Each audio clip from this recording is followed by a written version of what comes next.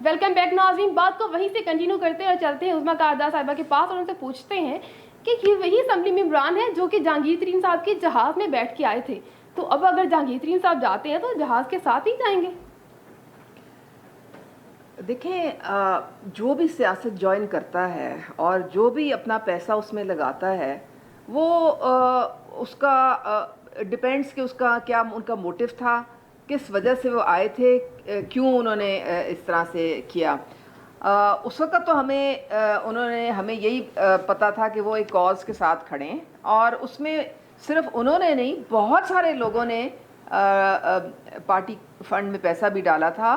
हम लोग जो थे, हम भी अपनी जेब से खर्च करके तो वहाँ धरनों में जाते थे और हम जितनी भी जलसे वगैरह अटेंड करते थे। हम कोई ये नहीं था कि पार्टी हमें कोई पैसे देती थी।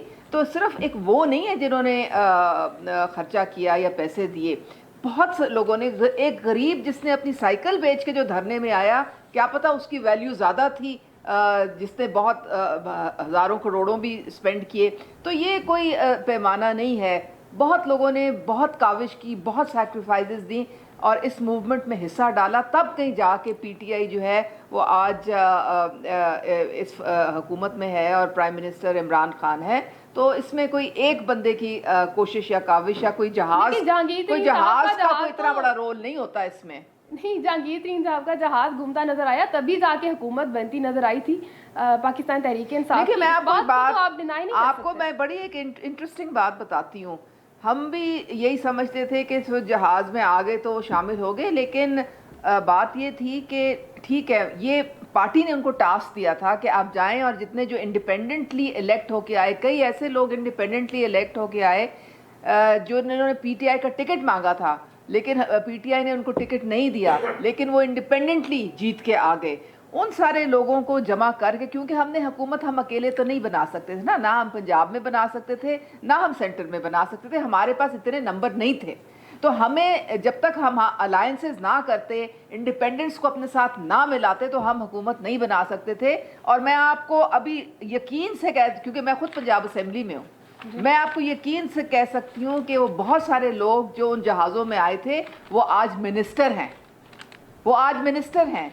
उन्होंने एफिडेविट साइन किए थे और उनको मिनिस्ट्रियाँ दी गई थी। तो ये इसमें कोई कमाल नहीं है कि जी सिर्फ कोई एक बंदे की वजह से ऐसा हुआ है। उनके साथ पार्टी का जो पैक्ट हुआ था वो उसके मुताबिक चल रहे हैं और जो उनको, यानी कि बल्कि इनफैक्ट बहुत सारे पीटीआई के लोग हैं जिनको कुर्बानियाँ देनी पड़ी। हुकूमत अदरवाइज़ हमारी बनती नहीं थी, ये हकीकत है, किसी से छुपी ढकी नहीं है ये। तो इसलिए ये जो सारे लोग अगर कहें कि जी हम, और वो कह भी नहीं रहे, कोई भी नहीं कह रहा कि हम पीटीआई छोड़ रहे हैं, सिर्फ वो ये कह रहे हैं कि जी चूँकि हम शुरू से चलते आ रहे थे, कुछ जहांगीर तरीन के साथ उनके पहले भी रवाबत होते हैं। हर पार्टी में अपनी अपनी एक लॉबी होती है, अपना अपना एक ग्रुप होता है, बहुत सारे लोग उनके साथ थे। तो वो यही कह रहे हैं कि जी हम चाहते हैं कि इनके साथ फेयर प्ले हो, तो आप इनकी ज़रा बात भी सुन लें। और उसके लिए ये सारी काविश हो रही है, वरना किसी ने नहीं कहा कि कोई नई पार्टी बन रही है, कोई पीटीआई से हम जा रहे हैं या कुछ ऐसी बात हो रही है, ऐसी कोई बात नहीं। चलिए, आपका पॉइंट आगे चलते राजा साहब के पास और उनसे जानते हैं कि हुकूमत तो कह रही है कि कुछ नहीं हो रहा है, ना कोई लोग जा रहे हैं ना आ रहे हैं, और एहतसाब जो खुला एहतसाब हो रहा है, और जहांगीर तरीन साहब के साथ जो फैसला आएगा वो बिला मतलब उसमें हुकूमत का कोई हाथ नहीं होगा। सबसे पहले तो जो 36 अकाउंट है ना, खाली उसमें देखें रकम कितनी पड़ी हुई है, कितने अरब रुपया पड़े हैं, कितने करोड़ रुपया पड़ा हुआ है। सबसे पहले तो ये चेक कर लीजिएगा, आपको पता लग जाएगा कि वो जो 36 अकाउंट जो इन्होंने फ्रीज किए हुए हैं ना गवर्नमेंट ने, उसमें वर्थ कितनी है। नॉट मोर देन कोई कर लेंगे 2, 4, 5 लाख रुपए उन 36 अकाउंट्स में होगा, नहीं तो इसको पब्लिश करवा लेंगे वो कितना है। तो ये तो है ना लोगों के डॉलर अकाउंट भी है, मैं वही, हाँ, $, $4, $5, नो डाउट, आप ठीक कह रही हैं, मैं आपकी बात को बिल्कुल एक्सेप्ट करता हूँ। काइंडली जरा वो भी पब्लिश करवा लें ना। 40 लाख के करीब है। नहीं 40 लाख 36 अकाउंट में, और बात हम खरबों रुपए की कर रहे हैं मिस। यहाँ से अंदाजा लगाएं कि ये सारा चूं चूं का मरबा है एक बंदे के पास, जिसके पास 25 से 40 जो मेंबरान हैं, ठीक है जी। और वो इस वक्त वो अपना चौधरी साहब की बात से थोड़ा सा मैं इत्तेफाक इसलिए करूँगा कि वो ठीक इस बारे में कह रहे हैं कि जो मामलात इस वक्त चल रहे हैं ना जी, उसमें ये सारा वो सिस्टम है। जैसे मैंने पहले भी अर्ज़ किया कि अलीम खान साहब इस वक्त वो बिल्कुल यानी हमारी पंजाबी कहते हैं नहाते घोड़े ने, वाइट कॉलर वो हो चुके हुए हैं जी। उनका जो था खरबों रुपया सब चीज़ वाइट हो गई। अगला वाइट होना था तरीन साहब का भी जो है ना वो निकल रहे हैं सिस्टम में से, वो भी उनको भी सादिक और अमीन करार दे दिया जाएगा कुछ दिनों के बाद। आप देखिएगा, ठीक है, कि आपके सामने ही है। गवर्नमेंट कहीं नहीं जाएगी, गवर्नमेंट कहीं नहीं जाएगी। ये 5 साल क्या, ये प्लानिंग हो रही है अगले 5 सालों की भी, ठीक है जी। और उसके लिए ये सब जो है ना सारा सिलसिलाकार हो रहा है। जो मर्जी करें जी, जैसे मर्जी करें। एक तो ये कि पीटीआई से यही रिक्वेस्ट थी कि जिस काज को लेके आए थे उससे बहुत दूर हट चुके हैं। जैसे उस्मा साहबा ने फरमाया कि जी लोगों ने साइकिलें बेच दी, ठीक है जी। अब तो मेरी अपना उस्मा साहब वो अब सिस्टम है कि बाप जो है 5 दिन बच्चे को भूखा देखता है और जब पानी से वो बच्चे रोज़े खोलें तो वो जहर खा के मर जाता है। तो वो साइकिल उसने इसलिए नहीं बेची थी। और अगर आप ग्राउंड रियलिटी पे चले जाएं तो आप देखें कि लोग किस तरह भूखे मर रहे हैं, क्राइम की शरह कहाँ पे चली गई है। यकीन करें, मैंने पिछले दिनों मेरे हल्के में ही 2 चोर पकड़े गए, ठीक है। मिस बिलीव मी, वो लोग उन्होंने पकड़ा हुआ था, मैंने थोड़ा इंटरफेयर किया, गया क्या मसला, चोर पकड़े, ठीक है, थाने गया, SHO को पूछा भी क्या मामलात है। उन्होंने कहा जी आपके सामने ज़रा आप भी पूछ लें, हमने तो पूछ लिया है। यकीन करें लिटरली वो लोग रो रहे थे। मैंने कहा जी इनका क्रिमिनल रिकॉर्ड क्या है, ठीक है जी। लेकिन पूछा, उन्होंने कहा जी इन लोगों का नो क्रिमिनल रिकॉर्ड। और हिस्ट्री उन लोगों की क्या थी कि वो पिछले 15-15 साल 12-12 साल से वो लोग जो है मुख्तलिफ़ इंडस्ट्रियों में, फैक्ट्रियों में काम कर रहे थे। जब उनसे पूछा गया कि जनाब क्या हुआ, हाँ भाई ये क्यों तुम लोगों ने काम किया, उन्होंने कहा जी इधर ही गोली मार दें, वो ज़्यादा बेहतर है, भूखे मरते और भूखे से बिलखते बच्चे नहीं देख सकते हम। मैडम ये काम करवाइए, छोड़े, हम लोगों ने सबने मरना है। साहब हुकूमत अपनी जगह वो एहतसाब करती जा रही है, क्या एहतसाब करेंगे, हो रही है। वही तो मैं कह रहा हूँ, काज से पीछे हट गए हैं, कुर्सी के पीछे पड़ गए हैं, कुर्सी का चस्का लग गया है। ऑपोजिशन आपस में लड़ रही है, वो लड़ा रहे हैं, लड़ रहे हैं। ये मैं वही अर्ज कर रहा हूँ, ये तो जहालत वाला सिस्टम है।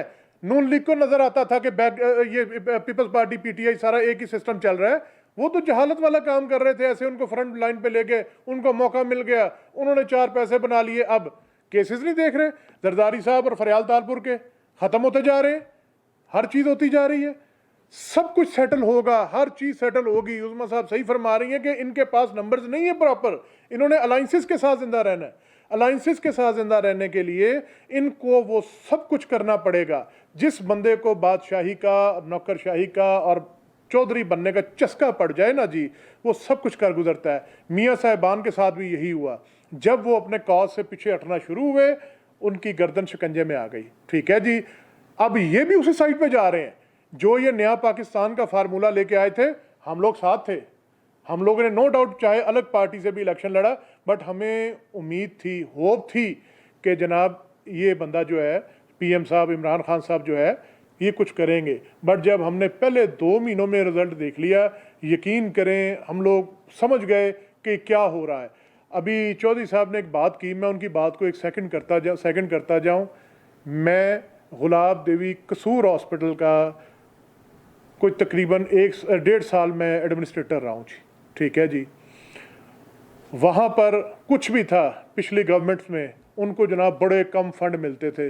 नॉट अ बिग हॉस्पिटल, एक स्मॉल हॉस्पिटल है, TB का जो है ना चेस्ट सेंटर है जी। वहाँ पर उनको लास्ट गवर्नमेंट्स में जनाब मिलते थे, फंड्स मिलते थे, हर साल रेगुलरली उनको पहुँचाए जाते थे। बिलीव मी, मैंने 3 माह पहले वहाँ पे रिज़ाइन कर दिया। रिज़ाइन क्यों किया, वहाँ वर्कर्स की जो अमला था उनकी सैलरी नहीं निकल रही थी। जब से ये गवर्नमेंट आई है एक सिंगल पेनी फंड का उन लोगों ने नहीं दिया। चैरिटी से कब तक चलते हैं ये हॉस्पिटल? जो गवर्नमेंट की थोड़ी बहुत कंट्रीब्यूशन है कम से कम वो तो दो। इन्होंने, मैं ऑन रिकॉर्ड बात कर रहा हूँ, मीडिया पे ऑन रिकॉर्ड दे रहा हूँ, अगर उन 2.5 सालों में जब से ये आए हैं इन्होंने एक सिंगल रुपये भी दिया है मेरे इस्तीफा देने से पहले, ठीक है जी, अगर 1 रुपया भी दिया है तो मैं हर किस्म की पनिशमेंट लेने के लिए तैयार हूँ। तो मैडम आप ये चीज़ें अपना आप असम्बली में होती हैं, आप फ्लोर पे होते हैं, आप लोगों को काम है इन चीज़ों को देखना। गरीब मर रहा है, गरीब का बुरा हाल है इस वक्त, जो उसकी सिचुएशन है वो टोटल मरने वाली हो चुकी हुई है। आज मैं आपको एक चीज़ कह दूं, ये मैं ऑन रिकॉर्ड चीज़ बता रहा हूँ, अभी हम उनका तमाशा देख रहे हैं। कल खुदा न खासा ऐसा वक्त आए कि वो लोग हमारे गिरेबान तक पहुंच जाएं, तो बराए मेहरबानी इन सियासत में इन गंदे चीज़ों को छोड़ के अभी भी वक्त है। बहुत कुछ कर लिया हमने एक दूसरे के खिलाफ, हम लोगों ने बड़ी लड़ाइयाँ लड़ ली, इसको भी पसे पुश्त डाल दें। इसको एक साल के लिए पसे पुश्त डाल के सिर्फ गरीब आदमी का सोच लें। ये ईद मैं आपको बताऊं, ये ईद खूनी ईद होगी अगर हमने कंट्रोल ना किया तो। गरीब का एंड हो चुका है, जब उसके बच्चों के रोज इफ्तारी के टाइम पे कुछ खाने को नहीं मिलेगा तो ये मैं बताऊं, नंबर ऑफ कैजुअलिटी गिन लीजिएगा, खुदकुशियां गिन लीजिएगा, और उसके बाद जो चोरी डकैतियां गिन लीजिएगा। ये पिछले दिनों गुजरांवाला में एक 60 साल का वो आदमी जनाब, पुलिस ने उसको गोली मारी हुई सड़क के ऊपर, आपके सोशल मीडिया के ऊपर ये चीज़ चल रही है, ओपनली चल रही है। अब वो बूढ़ा आदमी क्या डकैती करने गया होगा, उसकी टांग पे गोली लगी हुई है, उसकी कमर पे गोली लगी हुई है, वो क्या डकैती करेगा 60 साल का आदमी? वो सिर्फ क्यों कर रहा है कि वो उसके बच्चे भूखे मर रहे हैं। ये रूट काज है, इस रूट काज को खत्म करें, ना कि उसने चीनी महंगी कर दी और चीनी नहीं भी खाएंगे तो मर नहीं जाएंगे। उनको खाने के लिए दो और वो रिलीफ दें। इधर हमने खान साहब ने अपना हुक्म सादर फरमा दिया कि जी आज से 1.5 महीना पहले कि जी रमज़ान में इतना नीचे हो जाएगा, जहां 20 रुपए नीचे होने थे वहां 60 रुपए तो बढ़ा दिए। अब 20 रुपए नीचे करके क्या कर लेंगे आप लोग?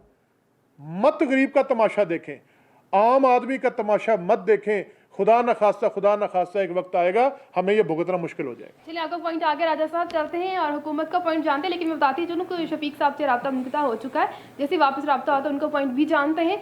चलते हैं उस्मा कारदा साहिबा के पास और उनसे जानते हैं, महंगाई तो आसमान छू रही है, इसमें कोई शक नहीं है, तो जो हुकूमत है वो एहतसाब करती जा रही है और जो अपोजिशन है वो आपस में लड़ रही कुछ है। एहतसाब ने नहीं देना, 20, 40, 50 अरब रुपया वापस ला के एहतसाब नहीं होते। रमजान आ रहा है तो हुकूमत की क्या तैयारी है? देखिए, आपके मेहमान जो है उनकी मैं कदर करती हूँ, उनके जज्बात की, क्योंकि वो एक गरीब आदमी के लिए बोल रहे हैं, एक आम आदमी के लिए बोल रहे हैं। हम लोग भी उन्हीं के लिए यहाँ पे आए थे, हमें भी एक आम आदमी ने और इसीलिए मैंडेट दिया था कि जो आइन की उनके फंडामेंटल राइट्स हैं, जिसमें आपको एजुकेशन है, हेल्थ है, फूड है, सिक्योरिटी है, वो सारे उनको हमने दिलवाने हैं। लेकिन और कहाँ पे काम किया है अब तक हुकूमत? अच्छा, मैडम हेल्थ की रिक्वेस्ट मैंने कर दी, अच्छा, और एजुकेशन का तो सिस्टम ऐसा कर दिया। थोड़ा सा मुझे मौका दें जी प्लीज, बात मैं सिर्फ करने एक का। चीज में एजुकेशन में आपको थोड़ा सा मैं अर्ज कर लूं। आप पहले देखें कि जब हम हुकूमत में आए हैं तो गुर्बत की लकीर से कम 60% लोग नीचे थे। 35 साल इन दो पार्टीज ने 35 साल हुकूमत की। अगर इन्होंने थोड़ा बहुत कुछ आवाम के लिए किया होता तो 60% गुर्बत की लकीर के नीचे ना होते। अच्छा, हम जब आए हैं तो हमने देने के लिए कुछ ना कुछ था उनके पास, लेकिन अब तो देने के लिए क्या था? उन्होंने 21 दफा IMF के पास जाके लोन्स लिए। हम इतने शिकंजे में हैं मैडम हमने तो इस गवर्नमेंट में हाँ जी IMF के ना अंडर सुपरविजन भी दे दिया। आपको पूरे पाकिस्तान में ऐसा कोई काबिल आदमी नहीं मिला, कोई ऐसा पूरे पाकिस्तान में कोई ऐसा काबिल नहीं था कि जो अपना स्टेट बैंक को चला सके। हमने अंडर सुपरविजन उसके दे दिया।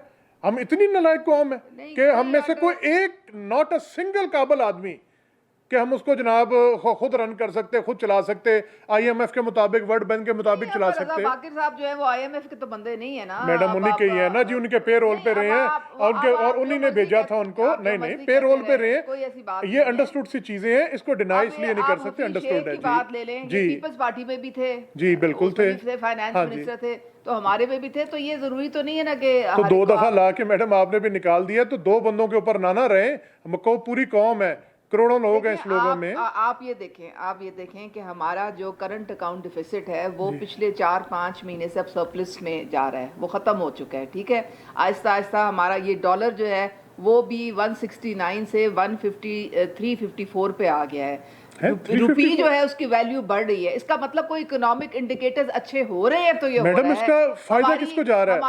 मैडम फायदा किसको जा रहा है? उसका फायदा देखें ये होगा कि इवेंचुअली इन सारी चीज़ों का जो है असर जो है वो कीमतों पे पड़ता है। अब हमारा लेकिन कीमतें प्रॉब्लम तो मैडम हमारा कीमत तो देखिए, इंक्रीज हो रही है, हमारा- एटीएम तो भरी जा रही है, बट ये है हमारा कि गरीब को नहीं मिल रहा सिस्टम कुछ का ना। देखें, हमारा सिस्टम का फ्लॉ ये है कि हमारे 85% इनडायरेक्ट टैक्सेस का सिस्टम ये छोड़ के गए। इनडायरेक्ट टैक्सेस का मतलब होता है कि गरीब जो एक माचिस की जब डब्बी इस्तेमाल करता है उस वो भी वही कीमत देता है जो एक अमीर देता है। तो हमारे डायरेक्ट टैक्सेस नहीं है, हमारे लोग टैक्सेस नहीं देते हैं। हम एफबीआर में क्यों मैडम, इस्लाहात लाने की ये कोशिश कौम कर रहे हैं? जितनी टैक्सेस तीन, दे रही है चार, ना, कोई नहीं दे नहीं रहा, नहीं मैडम, कोई अमीर ना आदमी नहीं कोई- दे रहा, मैं सिर्फ अमीर आदमी नहीं दे रहा, गरीब आदमी 18 टैक्स दे रहा है, गरीब आपको आदमी पता टैक्स दे रहा है। कि 8 लाख से हम बड़ी मुश्किल से 16 लाख पे लेके गए, कोई यहाँ लेकिन टैक्स नहीं उसमें देता। सादा नहीं, गरीब नहीं, आदमी नहीं, वो नहीं लोग टैक्स टैक्स मैडम, देते हैं नहीं, जिनका नहीं। सोर्स से कट जाता है, नहीं नहीं मैडम, जिनकी तनख्वाहों से कट ये जाता है। माजरत मैं इसमें वो आपसे वो लोग टैक्स करूंगा, देते हैं, वरना सब टैक्स दे आपने रहे जो हैं मैडम, आपकी बिजली के business बिल से community, लेके आपके हर ताजिर, चीज तक टैक्स दे रहे वो हैं। इनडायरेक्ट है, इनडायरेक्ट नहीं, वो डायरेक्ट indirect टैक्स है, taxes हैं। बल्कि अगर 85% लास्ट गवर्नमेंट्स ने अगर वो रखे हुए थे हिडन वो टैक्सेस, आपके तो आपने तो देखें- बढ़ाए हैं आके टैक्सेस, आपने बजाय इसको कम करने के आपने तो बढ़ाए हैं। 168 का देखो, डॉलर अच्छा, था अब मैं तो आपको उस वक्त बताती हूँ। ये हो गया जी अब रेट आप- बढ़ आपको मैं गया, बताती अब हूँ। 152 पे आपका- आ गया डॉलर, आपका रेट पेट्रोल- कम होने की बजाय बढ़ आपका गए। पेट्रोल 117 पे था कि नहीं था? जी ठीक है, जी 75 तक हम लेके आए।